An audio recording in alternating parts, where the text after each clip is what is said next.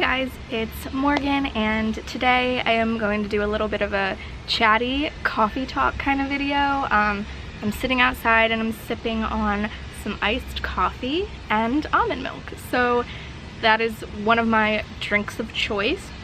And today I just thought that I would talk a little bit about something that's been on my mind a lot recently, and that has to do with minimalism and embracing more intentionality when it comes to the things that you own, the way that you live your life, and the people you spend the time with, and kind of where your energy and intention is going. So I want to just start off by prefacing that this is all very new to me. This past year I kind of started trying to incorporate minimalism into my daily routine, as well as kind of slowly getting rid of things, whether that means donating a lot of clothing that I no longer wear, kind of decluttering my space so that I have a more clear mindset. But I wanted to say that I am not an expert here, and I am just freely explaining my thoughts regarding the topics of minimalism and intentionality. Something that occurred to me, and kind of the factor that made me think about living my life in a more intentional way, was recently at my parents' house we got new carpeting throughout the house, and because of that I had to go through my childhood bedroom and get rid of a lot, because everything had to be pretty much wiped out so that the carpet installation people could come in and easily install the carpet. And I came across so many things. Around the same time I was moving out of my apartment that I was living in for my third year at university, and had to pack up all of my things from that and move out, and I had so many things from there too, and it occurred to me that I had accumulated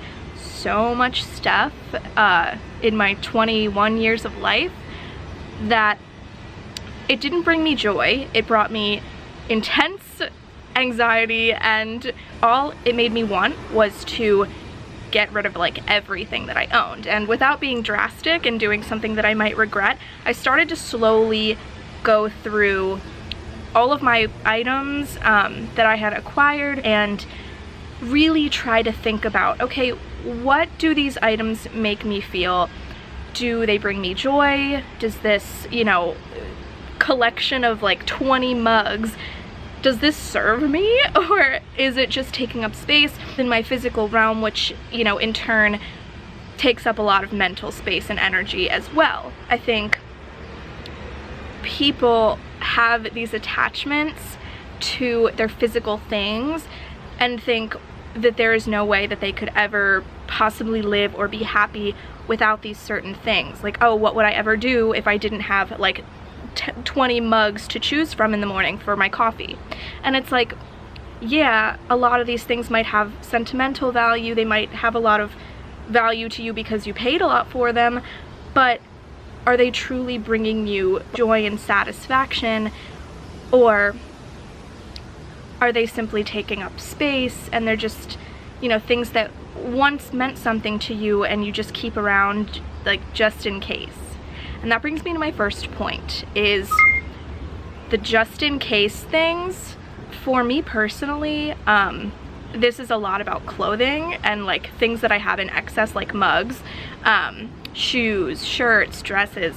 I'm like, oh, you know, I need to have this one dress just in case I ever get invited to a party with this theme.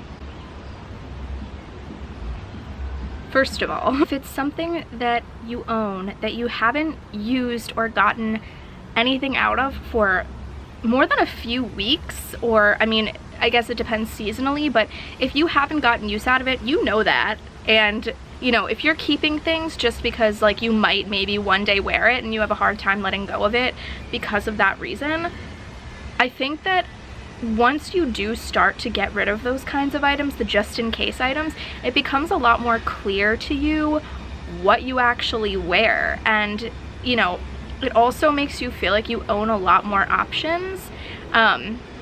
For me personally, since I got rid of a lot of the clothes that I didn't truly love and didn't fit me right and never wore, I started viewing my closet in a really different way, and it started looking and feeling like I had a lot more clothes, because the clothes that I had were ones that I loved and everything was a viable option. It wasn't just like, you know, visual clutter where you can't even see the clothes that you like because there's so many options. So I just also want to say I plan to make more videos regarding this topic about different things. So I want to make a, you know, minimalism series almost, and I want to do some video about clothing and different accessories, jewelry and shoes, as well as makeup and beauty, furniture and knickknacks and sentimental items. I want to do a little series about all of that stuff, so I can spend more time individually on each category. But for today, it's just kind of a general overview, getting the conversation started about being more intentional. So again, my first point was, as far as the just in case things, I really think that if something is important enough, when the time comes and you no longer have that item, then you can always repurchase it. If it's you know, a costume party or whatever, a themed party, and you need a certain color that you don't own, you can always go to Goodwill and pick something up. You can always go and get something. But those things that are sitting in your closet and taking up space or sitting in your house, someone else could very well have a need for those and use them a lot more than you do. Okay, next, I want to talk about relationships. I don't want to just focus on material things, because to me, living a more minimalist life and incorporating that into your routine isn't, you know, solely just being the type of person who doesn't have a lot of items in their home or doesn't carry around a lot in their purse, because everybody has a different level of what minimalism means to them. And for me, I'm still figuring out what it means to me, but just having more of a focus on intentionality and living your life in such a way that everything that you do within reason and everything that you own has a purpose, and it makes you feel good, and you do the things that make you feel good, and you spend time with the people who make you feel good and better, and not simply owning things for convenience, or spending time with people who happen to be convenient. It's like, you know, you're seeking quality over quantity, meaning the people that you spend the time with and the places that you put your energy and the things that you own are the things that are truly valuable to you and truly bring you satisfaction and peace, rather than clutter or superficial happiness. Going off of my point about relationships, people have always spent time with others based on convenience. Recently, well, not so recently, pretty much as long as I've been around, with technology becoming so prevalent, people have the opportunity to communicate and spend time with all sorts of people, and they don't have to be convenient to them. It doesn't, you know, you don't have to converse with your coworkers to have that social interaction. You can talk to people across the country or across the world, or, you know, your family members who may live in different states or places than you. However, when it does come down to spending quality personal time, human contact, it's really important to be aware of the types of people that you're surrounding yourself with. And I'm not saying cut out anybody who isn't perfect. That's not what I'm saying at all. The people who make you feel like a better version of yourself are the people worth keeping in your life, and the people worth, you know, putting your energy. You only live so long, so your time and your attention, those are some of your most valuable assets. You can offer people your time and your attention, and you're giving them something that you have a limited amount of. It's, you know, the same as you would say money is, or resources, but there's only so much time, and that's a really big thing to say. And obviously we all know this.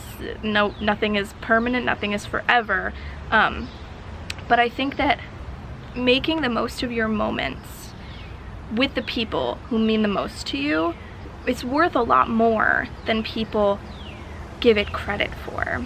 That quality time that makes you feel, you know, so full of joy and so comfortable with yourself and so happy, that is what it's all about. I think socializing in any, you know, format is great, and I think, you know, learning to get along with people who may be different than you and so on and so forth is important. But I think focusing your energy on those good relationships and building them, I mean, personally, I would much rather have like 5 really close friends and people in my life that I can truly trust than have 100 fake friends. Okay. Thirdly, something that people don't often think about in terms of minimalism is digital minimalism, meaning the apps on your phone and, you know, the ways that you spend your time online. Like, what are you looking at? You know, where are you putting your energy and where are you scrolling on a daily basis? It's crazy to think how much time the average person spends on their smartphone. It really is. And if you haven't already watched my video on social media and comparison, I recommend that you check that out. I talk a little bit about why I'm taking a break from Instagram, and if you're interested in that, then check that out for sure. But in terms of being intentional when it comes to social media, I think that it's really hard for some people to understand how their phones are affecting them emotionally. And this has become a little bit more of a topic in conversation these days, and I really am happy about that. I've had a lot of talks about social media with my friends even, and people are starting to question it and think about the time that is being taken up by it, the energy, and the lack of intentionality behind it. Since I stopped actively going on Instagram, I have felt a lot more at peace with myself because I wasn't so consumed by what other people are doing all the time and how other people look and where they are traveling and, you know, how they're spending their time and comparing it to how I spend my time. Comparison inevitably breeds negativity, and it's really hard but really important to learn that your value has nothing to do with another person's value, and just because someone on the street has this handbag or, you know, this body type, it doesn't mean that you are any less because of the handbag or body type that you have. Everybody walks a completely different path. Everybody's born in a completely different body, and you cannot directly compare something that you have to something that someone else has and try to call it equal. So these are just a few of my thoughts here. I'm not really sure where I was trying to go with this video, but I just wanted to point out a few little things that have been on my mind recently, and if you're interested in me doing this series and talking about anything in particular, I would completely love to do that, and just let me know.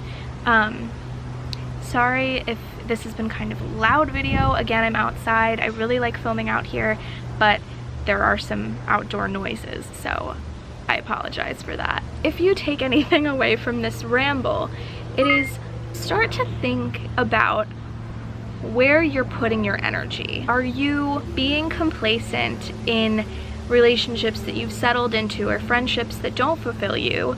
Are you, scrolling through your phone all the time and comparing yourself to what other people are doing and how other people look and letting it negatively affect you? Are you, hoarding all of these material items because you're hoping that it will bring you the ultimate happiness and it's going to fulfill you? If you have this one shirt that you've been wanting forever, you have this one, pair of shoes that you've been dreaming of. I think working hard for what you want is great, and if you save up and you buy something and you splurge and treat yourself, then that's great, and maybe that will make you happy. But if you combine everything that you own and things that have made you happy in the moment, or that there are certain things that you've saved up for and wanted more than anything and been like, wow, I'll be so happy if I have this finally. I've been wanting this forever. And then you finally get it and you're happy for a while, but then later you come to realize it no longer brings you joy and you're on to the next thing. And, consumer goods are meant to be disposable for the most part, and that is problematic to me because the things in life that are the most important and you should be putting the most energy in are the things that are permanent, are things like love and justice and creativity and passion. They're the things that are bigger, and they're much, much more powerful than that collection of mugs that you have in your house. Anyway, I hope that some of that made a little bit of sense to you. And again, you know, that was a rant and it didn't really have much of a direction. I made like 3 random points, but you know what? I just wanted to talk to the camera today, and that's the way I feel. Thanks guys, I'll see you soon. Bye.